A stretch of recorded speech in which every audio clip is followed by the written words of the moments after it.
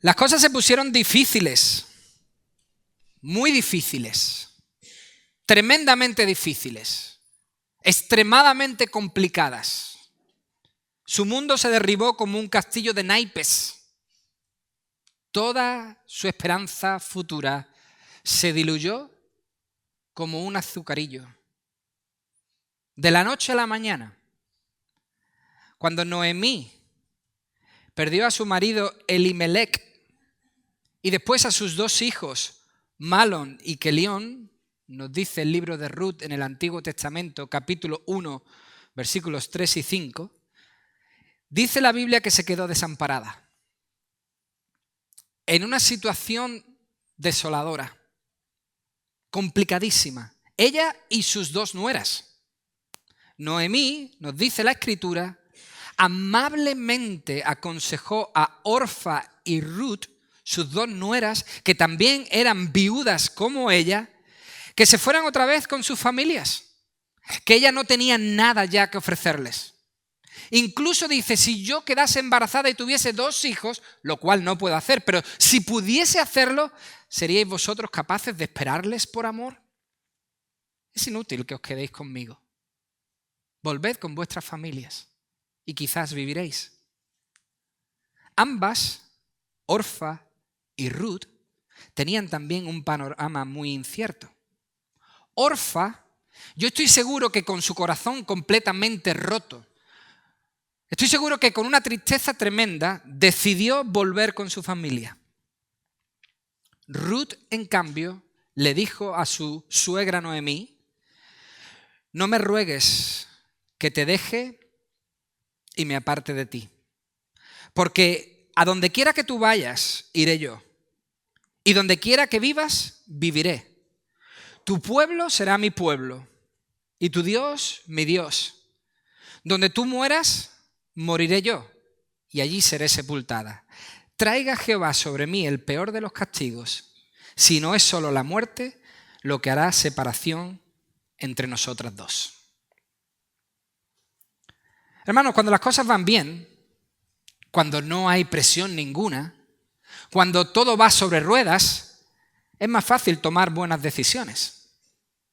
Es mucho más sencillo poder pensar, reflexionar y quizás tomar la decisión más acertada. Cuando no hay presiones externas ni internas, cuando todo fluye bien, tomar decisiones parece peccata minuta, algo sencillo.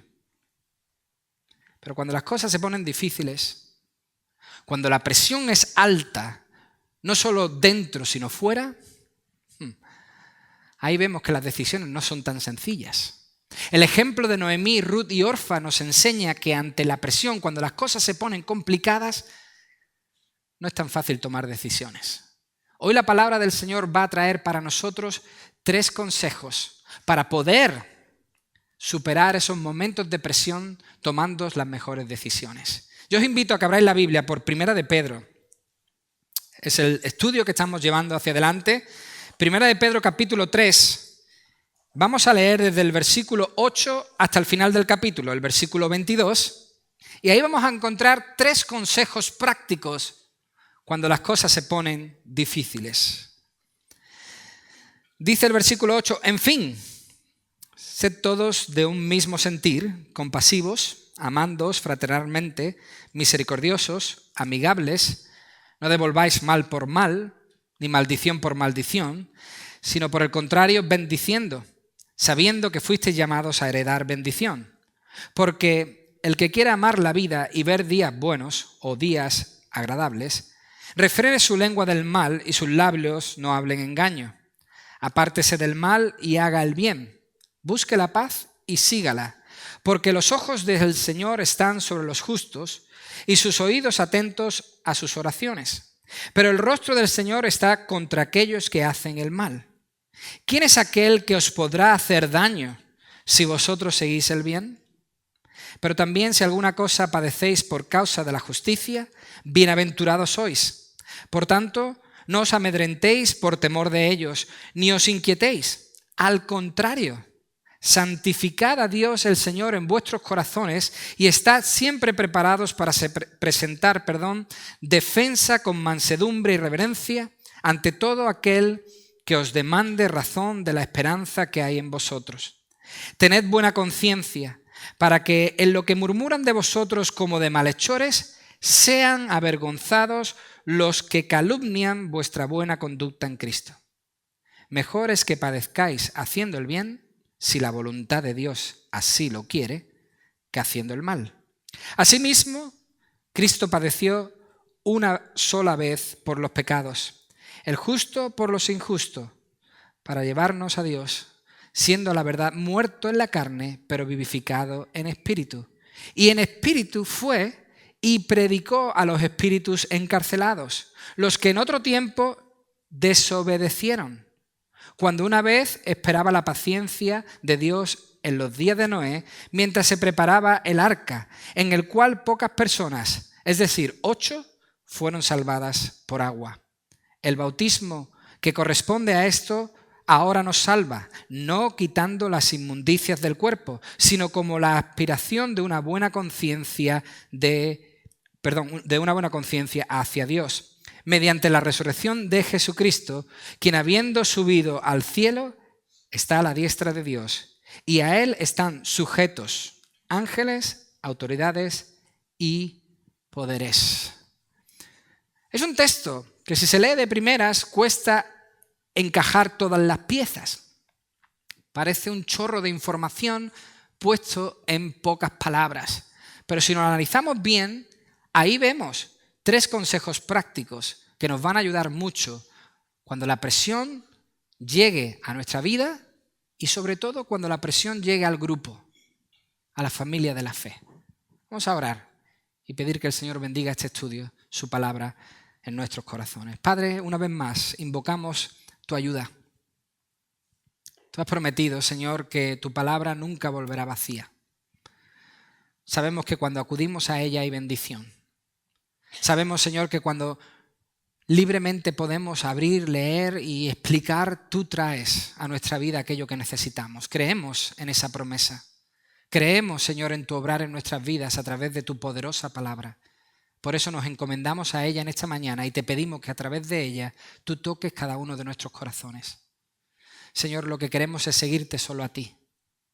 Señor, lo único que queremos es darte a ti lo mejor, pero nos cuesta, especialmente en momentos de dificultad. Por eso enséñanos cómo mejor hacerlo. Te lo pido en el nombre de Jesús. Amén. Esta exhortación empezó ya, hermanos, en el capítulo 2, versículo 11. Y termina ahora con estas palabras finales del capítulo 3. Por lo tanto, es un discurso largo que comienza Pedro en 1 de Pedro 2:11 y termina ahora en 1 de Pedro 3:22. Todo es un mismo discurso en una misma dirección. Por eso empieza esta última parte de su discurso con 2 palabras: en fin. Esto no quiere decir que es el final de la carta. Pedro no se está despidiendo, simplemente está diciendo, por resumir todo esto que he dicho desde el capítulo 2, versículo 11 hasta ahora, por hacer una conclusión, ahora voy a explicaros algo. Ahora que las cosas se han puesto para vosotros difíciles, número 1, este es el primer consejo, ahora que todo se ha puesto difícil, no dividáis, sino unid. No dividas, sino une. Ahora que las cosas se han puesto tensas, este es el primer consejo que encontramos desde el versículo 8 al versículo 12. No dividas, sino une. Y esto lo dice uno que tuvo que aprender por propia experiencia lo que significa no dividirse, sino unirse. O sea que Pedro, cuando pronuncia estas palabras, sabía exactamente lo que estaba queriendo decir. Cuando vinieron a arrestar, seguramente lo recordáis, la noche que vinieron a arrestar a Jesús en el huerto de Getsemaní, la Biblia nos dice que todos los discípulos, incluido Pedro, huyeron. Y venían a por Jesús. El blanco era Jesucristo, a quien venían a arrestar, a buscar y crucificar los fariseos, los saduceos, era a Jesucristo. Y aún así, todos, dice la Biblia, le abandonaron. Todos salieron huyendo. Pero poco tiempo después, Cuando el Señor Jesucristo murió y resucitó, cuando a los que buscaban para hacerle daño eran a los discípulos, cuando ellos eran el centro de la violencia de los fariseos y saduceos por predicar el evangelio, cuando les azotaron y encarcelaron y querían buscarlos para matarlos, estos mismos discípulos que antes en el huerto de Getsemaní se habían dividido, habían huido, ahora dijeron en Hechos capítulo 4, versículo 20, no podemos dejar de decir lo que hemos visto y lo que hemos oído.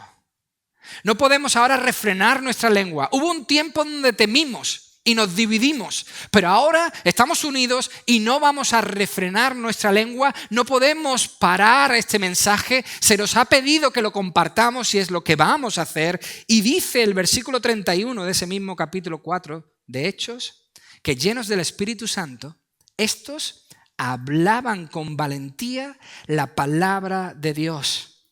La multitud de los que habían creído era de un corazón y un alma. Hermanos, habían aprendido que ante la presión, la persecución, la adversidad, los ataques de fuera, lo mejor, lo más eficiente que pueden hacer los cristianos es permanecer juntos. Ante la presión que podamos sufrir como iglesia, como familias, ante la presión que esta sociedad o que cualquier circunstancia puede traer a nuestra vida, lo mejor que podemos hacer es ser de un corazón y de un alma. Por eso Pedro dice, lo primero que dice, sed todos de un mismo sentir. En otras palabras, armonizar el pensamiento. Tener un pensamiento parecido, igual, afinar como una orquesta. Eso es lo que la iglesia de Cristo debe hacer en momentos de adversidad, estar completamente afinada, como el coro esta noche, ¿verdad? Perfectamente armonizado, unísono, va hacia adelante. Eso es lo que debe hacer la iglesia. Hermanos, las presiones son difíciles de manejar dentro de un grupo. Eso es claro y evidente. Si algo bueno nos enseñó el gran experimento social a principios de este siglo, llamado Gran Hermano, es que las presiones dentro de un grupo son muy difíciles de manejar. Las presiones y las dificultades dentro de un grupo son muy complicadas de manejar. Pero hermanos, la iglesia no es un grupo cualquiera. Esa es nuestra gran bendición. La iglesia no es Gran Hermano, aunque haya cámaras, pero no es Gran Hermano. Hermanos, la iglesia es la familia de Dios. La iglesia no es un grupo cualquiera. Somos los hijos de Dios, por la gracia de Dios. Por eso Pedro sabiamente aconseja que en los momentos difíciles haya entre nosotros fraternidad. O sea, que los hermanos tengamos amor de hermanos de sangre. Eso es lo que quiere decir fraternidad. Que entre nosotros haya un amor como los que tienen los hermanos de sangre, como los que tienen las personas de una misma familia de carne. Es más, dice Pedro, que seamos misericordiosos. Y eso es mucho más de lo que a veces podemos entender.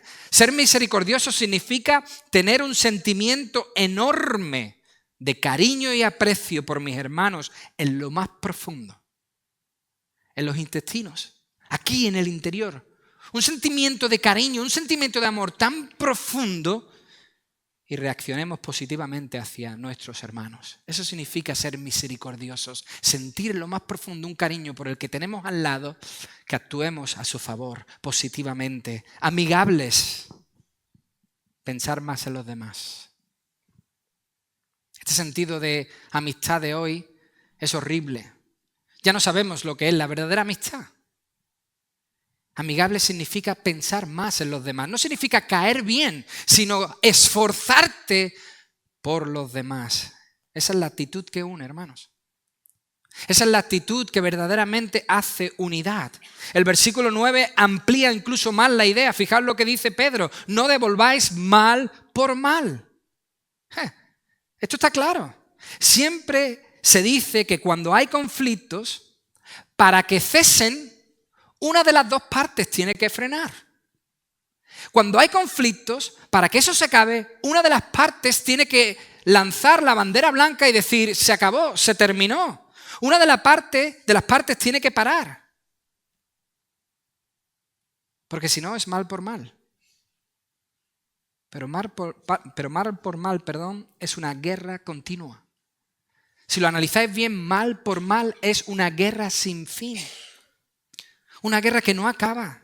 Devolver mal por mal nunca resuelve nada. Devolver mal por mal nunca traerá la paz. Devolver mal por mal, hermanos, divide. Separa y separa. Por eso nosotros estamos llamados a vencer con bien el mal. No es una opción para nosotros como cristianos. No es una alternativa. No se nos están poniendo dos caminos delante de nosotros y decimos, venga, tenemos que elegir a ver cuál es mejor. No es opcional. Es una orden de Dios. Romanos 12:21. No seas vencido de lo malo, sino vence con el bien el mal. Hermanos, nuestra respuesta como cristianos maduros nunca debe ser darle un no saludo al hermano que no me saluda. Eso no es así. Eso es devolver mal por mal. Eso divide. Lo que nosotros estamos llamados a hacer es abrazar, saludar a la familia que tenemos. Y ese gesto suave, ese gesto sencillo, aplacará la ira. Como dice la Escritura, vencerá y el mal se acabará. Por eso insiste Pedro diciendo, no insultéis. No solo no paguéis mal por mal, sino no insultéis, porque eso divide. Los insultos dividen y mucho. Menospreciar a las personas, insultarlas, divide. En el original no dice Pedro, no maldigáis al otro, sino que dice, no insultéis al otro, no insultéis al hermano. Tenemos que hacer todo lo contrario, bendecidles. Y esto es muy curioso, porque con nuestra boca podemos elegir hacer dos cosas, ya lo dice Santiago. En el capítulo 3, versículo 9, Santiago dice, con la boca bendecimos al Dios y Padre, y con la misma boca maldecimos a los hermanos. O sea que con la boca podemos decir lo bueno del otro, y con la misma boca podemos insultar. La pregunta es clara, ¿qué traerá mayor gloria a Dios? ¿Cómo traerá mi boca, mi lengua, mayor gloria a Dios? ¿Qué será de mayor bendición para la iglesia? ¿Que yo hable bien con mi boca o que yo insulte con mi boca? Hermanos, Dios nos llamó para ser bendición. ¿Por qué? Porque eso es lo que une. Eso es lo que mantiene a la iglesia unida. Y la razón por la cual estamos llamados a ser bendición lo dice en el versículo 10. Debemos ser bendición porque el que quiere amar la vida y ver días buenos, refrene su lengua del mal y sus labios no hablen engaño. Apártese del mal y haga el bien, busque la paz y sígala. Porque los ojos del Señor están sobre los justos y sus oídos atentos a sus oraciones. Pero el rostro del Señor está contra aquellos que hacen el mal. Aquí Pedro está parafraseando el salmo que ha leído para nosotros Jenny, el Salmo 34. Más concretamente está parafraseando los versículos del 12 al 16. Esos versículos del Salmo 34 fueron escritos por David cuando éste huía del rey Saúl y se escondía en territorio filisteo. Ahí David fue cuando escribió el Salmo 34. David no hizo nada malo.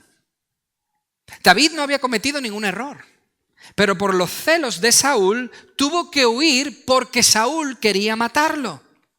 Aún así, dice la Escritura que David lo tuvo a tiro.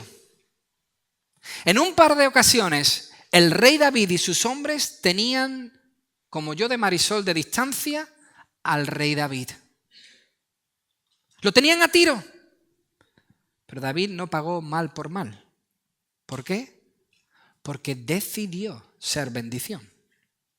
Decidió no darle aquello que quizás merecía, pero él entendió que no podía hacer eso al ungido del Señor. A estos que pasaban algo parecido, a estos hermanos a los que Pedro escribe que pasaban por circunstancias parecidas, pues los romanos también querían matarles, este ejemplo debía animarles. Este ejemplo de David debía darles ánimo en medio de esas circunstancias. Por eso Pedro dice, ¿queréis ver días buenos? ¿Queréis ver días buenos? Pues quien quiera vivir aquí con la bendición de Dios debe cumplir este mandamiento. Refrenar su lengua, o sea, no responder con mala lengua. No hay cosa que me rechine más al oído que una mala lengua. Y buscar la paz. Qué interesante.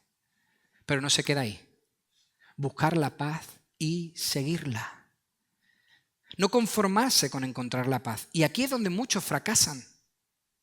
Porque tienen como única meta encontrar la paz. Como única aspiración en la vida, encontrar la paz. Y una vez que por algunas circunstancias encuentran ese estado de paz a través de algo, entienden que han cumplido con todo. Que ya no hay que hacer nada, que encontrar la paz es el fin de todo. Pero no hay que conformarse con encontrar la paz, sino seguir en la dirección de la paz. ¿Qué significa eso? Hay hermanos que intencionalmente buscar cómo poner en paz. A los cristianos se nos ha dado el ministerio de la reconciliación. Si tenemos oportunidad, la Biblia nos dice que tenemos que decirle al mundo, reconciliaos con Dios. Nosotros estamos llamados para poner en paz y también estamos llamados a poner paz. A que mientras esté de nuestra parte, mientras esté en nuestras manos, nosotros estamos llamados a ser pacificadores. Por eso no solamente hay que buscar la paz, sino que cuando se encuentre la paz que solo Dios puede ofrecer, debemos seguir en ese camino de paz. Eso es lo que une. Eso nunca jamás dividirá a la iglesia. El cristiano que busca la paz, que la encuentra y la sigue, la practica, eso jamás divide, eso une. Y la razón final para no dividir, sino para unir, la da el versículo 12 y es lapidaria, hermanos. Lapidaria. Yo no quiero su ira. Yo no quiero su rostro contra mí. Yo quiero su gracia. Por eso, unamos y no dividamos en los momentos de dificultad. Hay un segundo consejo. Ha dicho que cuando las cosas se ponen difíciles, no dividamos, sino unamos. Y segundo, también dice que cuando las cosas se pongan difíciles, sigamos haciendo el bien. Esto es muy complicado, pero debe ser así. Cuando la tensión y la presión crezca, debemos seguir haciendo el bien. Versículos 13 al 17. Hermanos, ¿por qué Pedro insiste en este mensaje de siempre hacer el bien? Pues la respuesta es muy sencilla, es de perogrullo. Porque así había más posibilidades de que no les hicieran daño. Así de sencillo. ¿Por qué Pedro insiste con este discurso a estos creyentes? Porque haciendo el bien había más posibilidades de que no les hicieran daño. Porque el que hace bien normalmente es tratado bien. De ahí que Pedro pregunta en el versículo 13, ¿quién hará daño a alguien que imita el bien? ¿Quién puede hacerle daño a una persona que actúa bien con los demás? Ocurre, pero raras veces. Hermanos, el sufrimiento no es obligatorio. No es una norma cuando uno hace el bien. Sufrir no es una norma para aquel que está haciendo el bien, dice el versículo 14. Pedro no está diciendo que es una certeza que la persona que haga el bien sufra. Eso no está diciendo Pedro. Está afirmando que es una posibilidad. Puede ocurrir. No está diciendo que es una obligación que pasemos por ahí, sino que puede ocurrir. Pedro está diciendo que si se busca el bien y se hace el bien, se puede evitar mucho daño. Se puede evitar mucho dolor. Se pueden minimizar los daños. Pero si aún así, si aún actuando bien, si haciendo bien la prueba llega, el sufrimiento llega, el consejo del apóstol y por lo tanto del Señor es que debemos seguir haciendo el bien. que no debemos frenar de hacer el bien. Dios pide eso de nosotros, hermanos. Eso es lo que el Señor solicita de sus hijos. Por eso nosotros debemos responder a esa petición con obediencia. No le tengamos miedo a esos que tienen pinta de dar miedo, dice el versículo. No le tengamos miedo a los que dan miedo. En otras palabras, cuando llegue el miedo, temamos más a Dios. Cuando llegue la dificultad y la presión, ya sea personal o ya sea de grupo, temamos más a Dios. Jesús dijo: no temáis a los que matan el cuerpo, pero el alma no pueden matar. Temed más bien a aquel que puede destruir el alma y el cuerpo en el infierno. Y aquí no está hablando del diablo, sino de Dios mismo. No temamos a aquellos que tienen pinta de dar miedo, temamos mucho más a Dios. Y para que lo entendiesen bien, Pedro les pone otro ejemplo en el versículo 15. Pedro utiliza las palabras del profeta Isaías en el capítulo 8, del versículo 12 al versículo 14. Os pongo un poco en contexto. El pueblo de Dios en ese momento tenía un miedo terrible, un miedo horrible. En ese momento temían a los asirios y sus amenazas. Tenían un miedo tan grande que se fueron a buscar ayuda a los egipcios. La situación política era tan peligrosa, tan débil, que fueron en busca de los egipcios. Los movimientos políticos le daban miedo al pueblo. Se querían unir a otros pueblos buscando apoyo. Y Dios les dice, a través del profeta Isaías, que no se precipiten desesperadamente, que no busquen la ayuda de los egipcios, sino que teman más a Dios. Fijaos qué preciosas palabras las que Isaías transmite al pueblo. Dice: no llaméis conspiración a todas las cosas que este pueblo llama conspiración, ni temáis lo que ellos temen, ni tengáis miedo.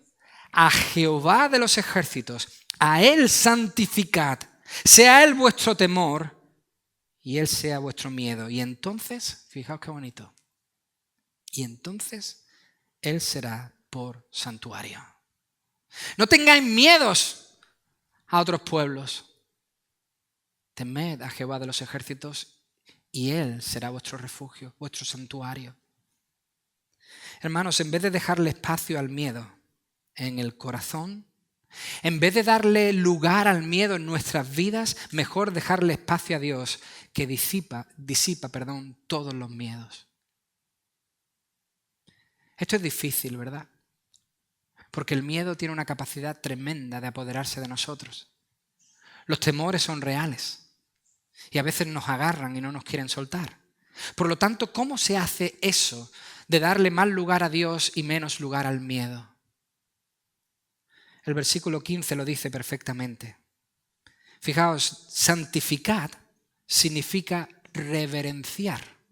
Eso es lo que significa la palabra santificar. Reverenciad al Señor en vuestros corazones. En otras palabras, si tememos, si el miedo se ha apoderado de tal forma de nosotros, es porque haya poca reverencia en nuestros corazones. Es quizás porque nosotros no estamos con una buena relación con el Señor. Si os acordáis de Pablo y de Silas, cuando llegaron a Filipos, el fruto de su trabajo fue una paliza que casi les mata. De hecho, creían que estaban muertos, pero no. Como estaban vivos, los metieron en la cárcel más sucia, más fría, al fondo de todo, allí en lo más oscuro, en la cueva más fría y sucia que pudiese haber, encarcelados, muñecas y tobillos. Qué miedo, ¿verdad? Terrible. A punto de morir, asesinados por una golpiza, metidos en una cárcel sucia, fría, oscura, encadenados. El miedo rápidamente se podría apoderar de cualquiera. Pero ¿qué es lo que se apodera del corazón de Pablo y Silas? La reverencia. No le dan lugar al miedo, no le dan lugar al temor, sino que cantan, que alaban al Señor. Y eso trae libertad. No solo física, que también, sino una libertad tremenda, sabiendo que nuestras vidas están en las manos del Señor. y el miedo desaparece. Lo hemos leído, Salmo 34, versículo 4. Busqué a Jehová y Él me oyó y me libró de todos mis temores. ¿Cómo se puede uno librar del temor? Dándole lugar al Señor, santificando, venerando, reverenciando al Señor, entrando en un lugar privado con el Señor, adorándole al Señor, dándole al Señor lo que necesita y el temor desaparece. En medio de la presión, hermanos, el temor a Dios nos ayuda a decidir hacer el bien, a continuar haciendo el bien. Eso es muy importante, porque si estamos llamados a seguir las pisadas de Cristo, entonces debemos imitar su ejemplo. Y ese es el último consejo que hoy vemos. En momentos de presión, no dividas, sino une. En momentos de presión, haz el bien, continúa haciendo el bien. Y por último, cuando las cosas se ponen difíciles, recuerda a Cristo. Versículos 18 al 22. Pedro empieza el versículo 18 diciendo, asimismo. En realidad lo que Pedro está diciendo con esa sola palabra es, incluso Cristo. Es como si Pedro se estuviese echando las manos a la cabeza, hubiese perplejidad en su vocabulario y dijese, incluso Cristo, el Mesías también sufrió. ¿Os lo podéis creer? Eso es lo que está diciendo Pedro. El propio Hijo de Dios también sufrió. Es increíble. Pero ¿cómo actuó Cristo? Lo vimos en el capítulo 2, versículo 22. Él no cometió pecado, ni se halló engaño en su boca. Cuando lo maldecían, no respondía con maldición. Cuando padecía, no amenazaba, sino que encomendaba la causa al que juzga justamente. Esto es reverencia. Y el temor desaparece. El ejemplo de Cristo, hermanos, es perfecto. Por eso, ante la presión, no hay mejor antídoto para el creyente que recordar lo que Cristo Jesús hizo en el momento de presión más alto que ha existido en toda la tierra. Si alguien vivió bajo presión, una presión alta, intensa, ese fue Jesucristo. Y en el momento más álgido, en la presión más alta, Jesucristo actuó bien. De hecho, yo recuerdo un tiempo, no sé si aún continúa, donde se hicieron unas pulseras en el mundo cristiano extremadamente famosas. Pues esas pulseras decían qué es lo que haría Jesús. Ayudaban a los cristianos a poder decidir en momentos de dificultad para ver qué se debía hacer. Y la pulsera decía qué es lo que haría Jesús en estas circunstancias. Y nos ayudaban a saber, bueno, a lo mejor lo que debería hacer es lo que hizo Jesús. Porque su ejemplo es sublime. Hermano, yo sé que estas palabras finales que hemos leído pueden parecer liosas y que no tienen nada que ver con el hilo conductor de nuestro estudio en esta mañana. Pero sí, tienen todo que ver. Absolutamente todo. Y no se puede concluir mejor este discurso que con estas palabras que vemos desde el versículo 19 al versículo 22, que voy a leer nuevamente. Dice el 18 que Cristo padeció por los injustos, la preciosa sustitución, y fue muerto en la carne, pero vivificado en espíritu. Y en espíritu fue y predicó a los espíritus encarcelados, los que en otro tiempo desobedecieron, cuando una vez esperaba la paciencia de Dios en los días de Noé, mientras se preparaba el arca, en el cual pocas personas, es decir, 8, fueron salvadas por agua. El bautismo que corresponde a esto ahora nos salva, no quitando las inmundicias del cuerpo, sino como la aspiración de una buena conciencia hacia Dios, mediante la resurrección de Jesucristo, quien habiendo subido al cielo, está a la diestra de Dios, y a él están sujetos ángeles, autoridades y poderes. ¿Qué tendrá que ver todo esto con los consejos que nos ha dado Pedro para poder vencer en momentos de presión? Pues todo, hermanos. Os lo explico porque no es fácil de entender estas últimas palabras. Pedro dice que Jesús murió, es cierto, y murió en su carne, fue crucificado, traspasado con una lanza, enterrado en una tumba y sellada la tumba. Pero también dice que resucitó. Su espíritu fue el que resucitó, dice el versículo 18. Pues bien, Lo que Pedro está diciendo es que en la esfera de ese espíritu, en la esfera del mismo espíritu como fue resucitado, en ese estado de espíritu, Cristo Jesús también predicó en tiempos de Noé. Fue Jesús quien inspiró, quien predicó a través de Noé el arrepentimiento y la justicia divina. Igual que ahora podríamos decir perfectamente que es Cristo Jesús quien predica a través de su palabra a todos nosotros. Pues en ese espíritu, en ese estado de espíritu, fue Jesús quien inspiró a Noé a predicar el arrepentimiento, así como predicó Jesús a través de todos los profetas del Antiguo Testamento. Del mismo modo. Y como los oyentes de Noé, dice Pedro, no aceptaron su mensaje, versículo 20, los que en otro tiempo no obedecieron, es que ahora, por ese rechazo, están en prisión, en el infierno. Pues no atendieron las palabras de Noé. Pero hermanos, esto es lo importante del asunto. El foco de Pedro no está en quién predicó, en cómo predicó, en cuándo se predicó y a quién se le predicó. Ese no es el foco, esa no es la idea que quiere compartir Pedro. Su foco es que los que obedecieron en medio del sufrimiento, esto es, Noé y su familia, se salvaron. Esa es la idea. Que los que en medio del sufrimiento fueron obedientes y siguieron haciendo el bien, se salvaron. 8.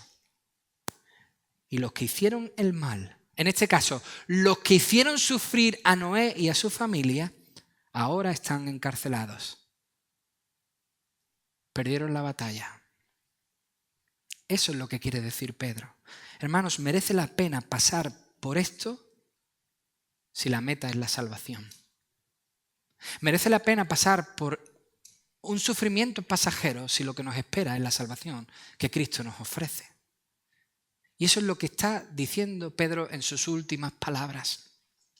Es precioso. Dice, ellos sufrieron, la familia de Noé sufrió tremendamente la burla, la opresión, el pecado de alrededor, pero confiaron y se salvaron. Y los que se burlaban, oprimían, castigaban, ahora solamente pueden crujir los dientes. Y concluye Pedro diciendo que Cristo Jesús, aun habiendo sufrido, habiendo sido despreciado y asesinado, pagando con bien, ganó. Así venció Cristo. Y así debemos vencer nosotros.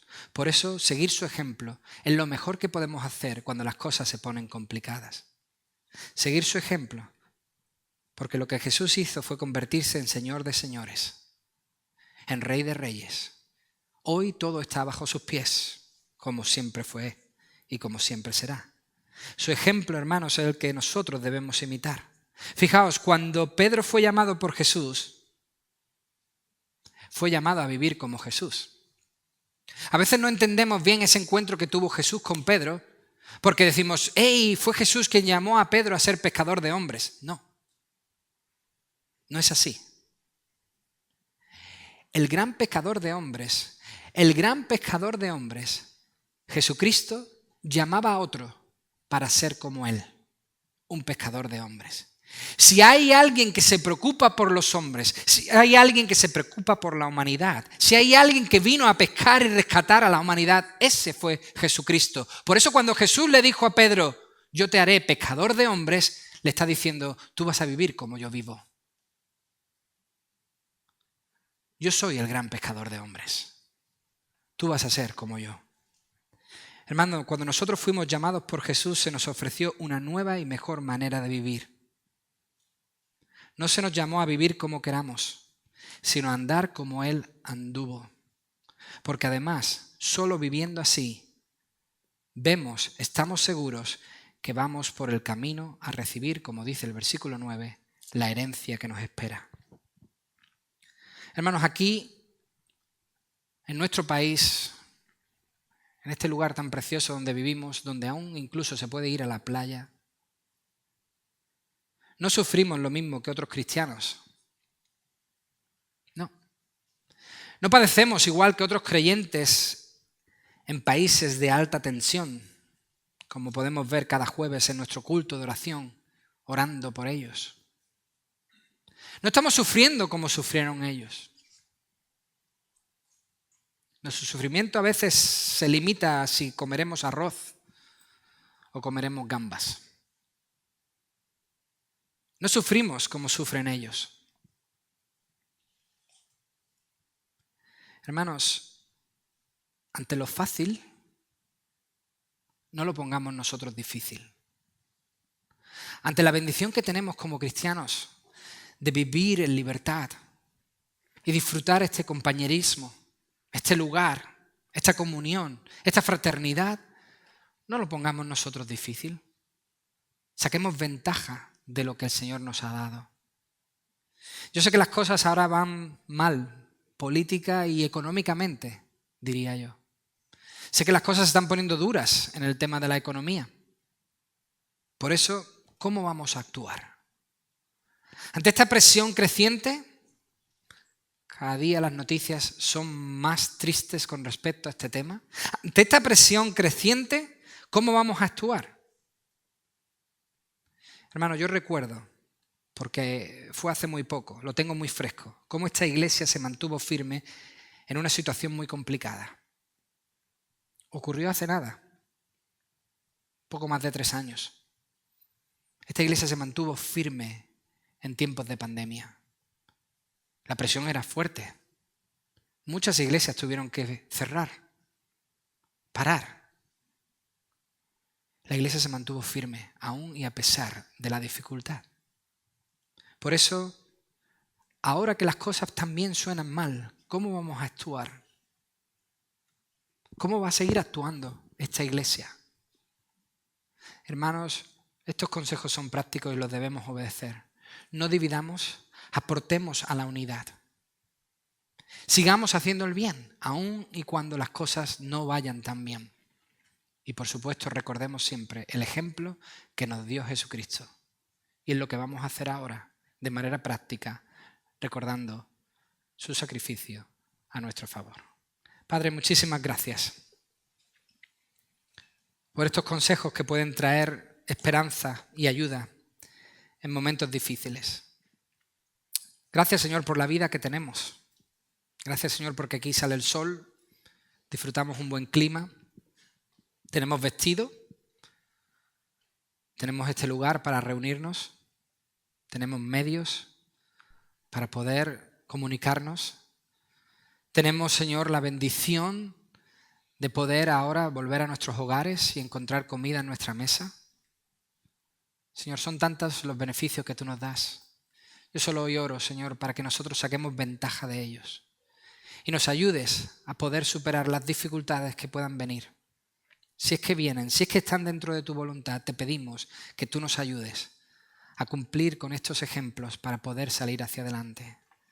Padre, muchísimas gracias porque tú, como hemos dicho al principio, nunca dejas que tu palabra vuelva vacía. Espero que esto dé fruto en nuestros corazones y fruto en nuestra iglesia. Te lo pido, Señor, en el precioso nombre de Jesús. Amén. Amén.